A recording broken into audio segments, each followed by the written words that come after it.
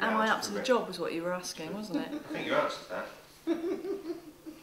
Whether you needed any extra help. Well, I said I'll just come back on that actually, because I think that there is, you know, as I've said, I don't go for the superhero head thing, because no one head. If a head does that, they do it, but they burn themselves out, and I have no intention of doing that. Yeah.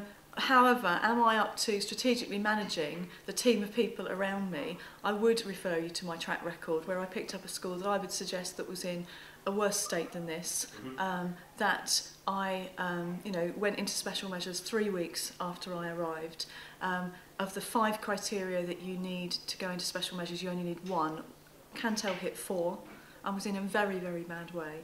And we all know that that school has just had, under Ruth Evans' great leadership, has had a really good Ofsted inspection, which I like to take a little bit of credit for, because I've only been gone for a term when they had that, where they got, again, a satisfactory school with good and outstanding features. Things like the curriculum, the Year 7 curriculum, which I was slated for in the Echo for taking staff to Paris to plan, was actually identified as outstanding. So, you know, I feel very vindicated in what I did then, even though your paper decided to annihilate me for doing so. What are you doing now to address what would seemingly be some clear issues with the integration of the students and how they're feeling?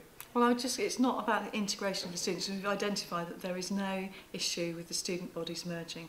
What there are some issues with students for the first time in a long time having some very firm and clear boundaries established. And I have to say that some of the students are not used to those clear, firm boundaries being put in place.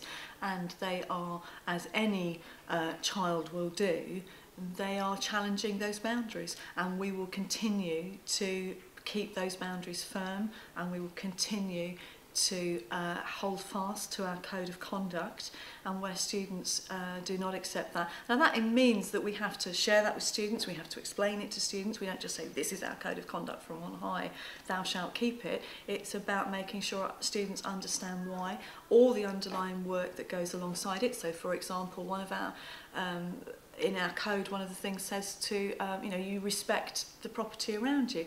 Now, there's ways in which we undergird that. So I know, for example, in our extracurricular activities, there's some students preparing some murals to go up around the academy. There's work being done on some gardening that's going on. So it's a two-pronged attack. Yes, you say we look after the property of the academy, but also you provide activities whereby they can do that positively, and there's a number of things that are going on there.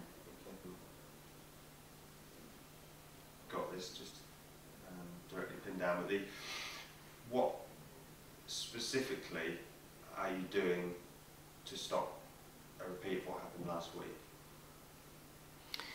What happened last week was over and done with in 20 minutes. And we will do what we always do, which is to make sure that students are in lessons, learning, that procedures are followed through appropriately, that where there is misbehaviour it is dealt with and sanctioned, and that where there are concerns that they are listened to. Do you expect any repeat of what happened? If you'd have been in our academy on Thursday afternoon, it was like a mill pond. If you'd have been there on Friday, it was like a mill pond. And today, listen.